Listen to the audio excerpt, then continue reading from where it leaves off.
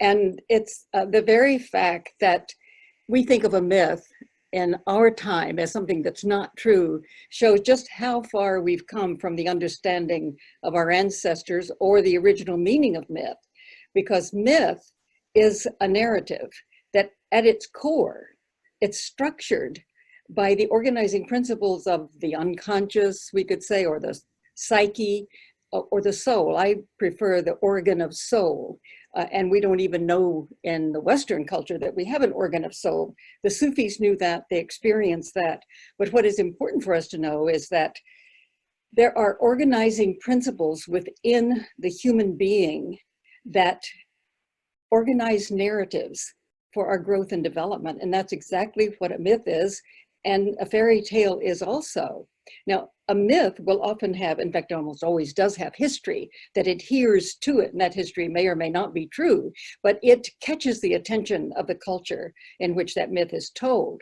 And they many times just focus on the history and sometimes miss the actual core story.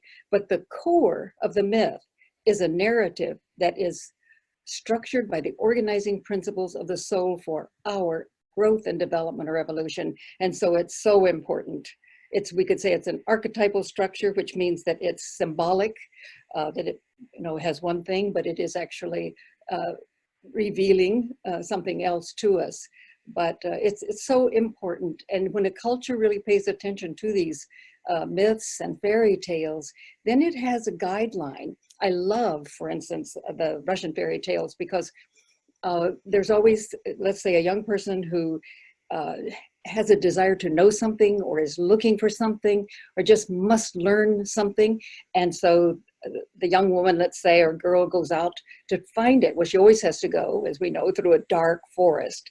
And when she's in the forest, she will meet different people. Well, these people are part of that organizing principle that guide her on her way. And of course, the most famous one is Baba Yaga, the old shamaness of the forest, the feminine dimension of the divine.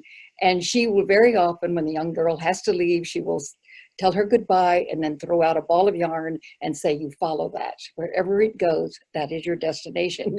And so that's a very wonderful symbol for the guidance that the psyche gives us on our journey, if we pay attention to it. And we need it so much in our culture today to follow those things rather than some of the things we do pay attention to. My mom took me to a hypnotherapy kind of school so I could get better grades because I was just spaced out all the time and in my own world. That's what I mean by that. So I wouldn't pay attention to the teacher, so I wasn't getting good grades. So she took me to this hypnotherapy place to get better grades. They also taught me how to really focus my mind and listen and record everything that was said and seen, and to further develop my psychic abilities, even how to do ESP and find missing objects, etc. So even since then, like 8 or 9, I was really working on developing my abilities.